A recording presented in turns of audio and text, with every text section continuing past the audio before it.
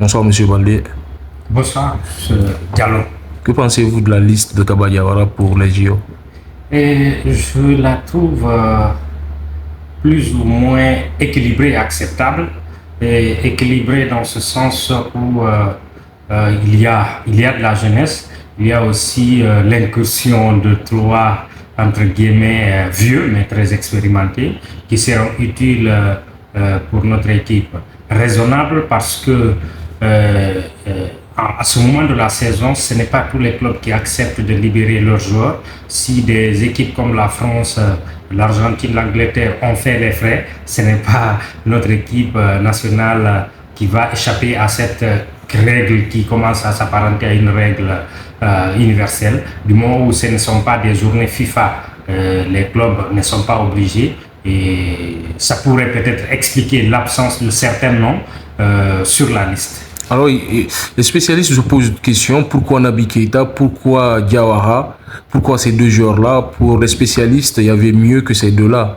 Oui, absolument, il y avait mieux que cela. Moi, je suis surpris tout autant que tous les autres par rapport à ça. Par contre, moi, je ne m'indigne pas pour autant. Naby, c'est une occasion pour lui de se relancer. Il a passé une saison pratiquement sans rien faire parce qu'il n'a pas du tout joué. J'imagine qu'il continue à s'entraîner. Il arrivera avec une certaine fraîcheur. Il sera utile à cette équipe.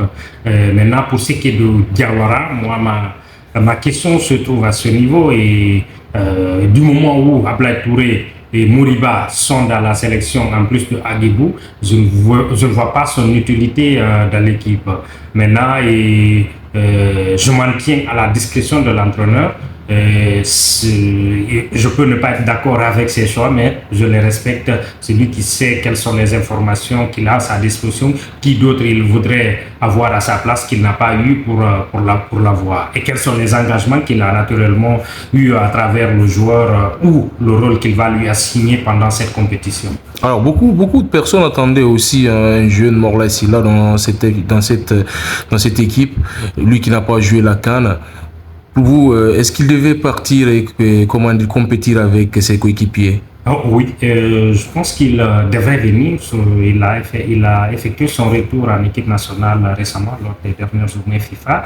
Mais je crois qu'il faut s'informer, qu'il faut qu'on glane des informations ici et là. Je le placerai, moi, du moment où je n'ai pas toutes les informations, dans le camp des équipes, en tout cas des joueurs où les clubs n'ont pas accepté qu'ils se libèrent pour les JO, en attendant d'avoir toutes les informations. Alors, de l'autre côté, il y a aussi Serhou Guirassy qu'on attendait dans cette équipe et qu'on ne voit pas. Est-ce qu'il devait partir aussi, Serhou Guirassy? Par contre, je ne suis pas surpris pour Serhou Guirassy. C'est un joueur qui a fait une excellente saison et qui est en instance de changer de club. Et en ce moment, je ne vois pas Stuttgart donner son faveur parce que tout porte à croire qu'il va quitter le club. Est-ce que le club dans lequel il va s'engager, parce que rien n'est officiel d'abord, va accepter, alors qu'il est nouveau dans l'équipe, qu'il ne soit pas pendant la pré-saison? Pour lui, je ne suis pas du tout surpris, je m'y attendais. Et pour ces JO, pensez-vous que le Sili peut réussir? Pensez-vous que Kaba Diawara pourra-t-il réussir? Je crois qu'on n'a pas le choix. On est déjà dans une poule qui est la poule de la mort de ces JO. Il faudra sortir le grand jeu pour passer devant la France, devant les États-Unis. Ce n'est pas impossible. C'est le football, ça se joue à 11 contre 11. On a des arguments à faire valoir. Il faudra être solidaire, il faudra être solide, il faudra être tactiquement bienveillant, solide au niveau de la défense et être réaliste devant. On aura des opportunités, il faudra les concrétiser. Merci beaucoup. Merci.